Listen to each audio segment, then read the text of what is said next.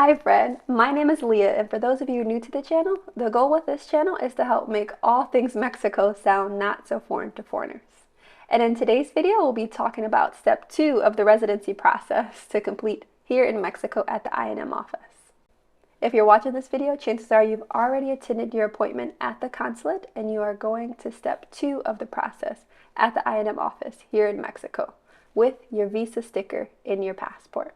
If you have that, great. You have one of the 4 basic requirements for this application and you're almost set. As you'll see on that visa sticker, you'll have 180 days or 6 months to complete your residency process, which means you have to go to Mexico within those 6 months and complete the entire process at the INM office. And in this video, I'm going to tell you everything you'll need. The first thing is the passport with that valid sticker.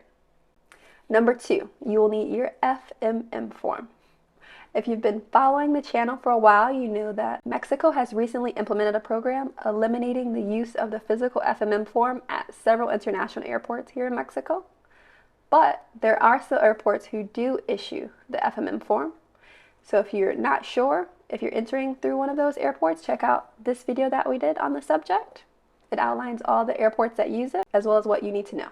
And I will say Mexico City airports have been added since making that video. But if you are not entering in through one of those participating pilot program airports and you are flying into a different airport or you are crossing the border via land, you will still be issued a physical FMM form. And what's important with this is that you'll fill out the entire form as usual. They'll hand you the bottom portion. Make sure that the INM official checks canje, and he will check canje if you let him know that you're coming in to complete step 2 of your residency process. You show him your residency visa that you got at the consulate, you show him that sticker, and they should know what to do, but double check their work. Make sure they checked canje. For those of you who are entering into a pilot program airport and you are not issued a physical FMM form, you will still be issued an FMM form electronically, and you will still need that at this appointment. If you would like to know how to access and print that digital FMM form, check out a previous video we did on that subject that walks you through it. And again, when you check out that once you check out the digital FMM form that you have, make sure it says canje and it gives you 30 days. Otherwise, you'll need to exit and re-enter. I can't emphasize that enough. Canje. Make sure your FMMs, whether physical or digital, say canje, and it gives you 30 days to start the process. Next, you will need your completed application form or your trámite. And in order to access that, you will go to the website on the screen, scroll over, click the option for canje, and fill out the application for that. If you need assistance filling out that application, check out a previous video I did on that. I'll walk you through all of the steps in filling out that application. In that video, I will also explain how to pay pago de derechos ahead of time, which is also another step of the process. You can either pay them ahead of time or you can pay them in the office if you have a Visa or MasterCard. Once you have those 4 items as well as copies, you have the basic requirements down. On the website, you'll see that there are 2 other requirements, but in parentheses that they are not needed. Knowing me, I am always overprepared and I'd bring it anyways. One of those is the formato básico, which I also help you fill out in the previous video that I mentioned. Most INM offices don't require the formato básico anymore because they'll just ask you the questions in person.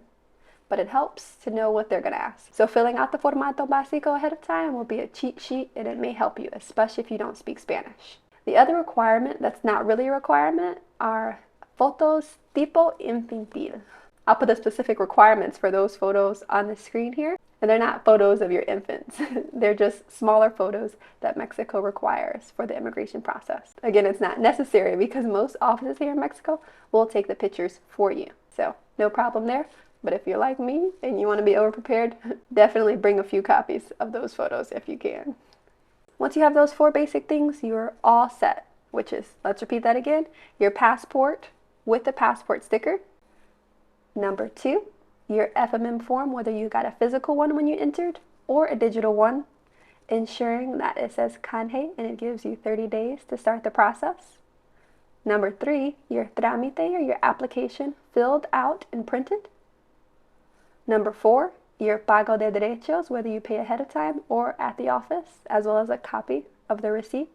Number 5, optionally, your formato básico as a cheat sheet to answer the questions. And 6, if you so desire to be extra over-prepared, having your fotos de tipo infantil, your small photos, in case their machine is down that day.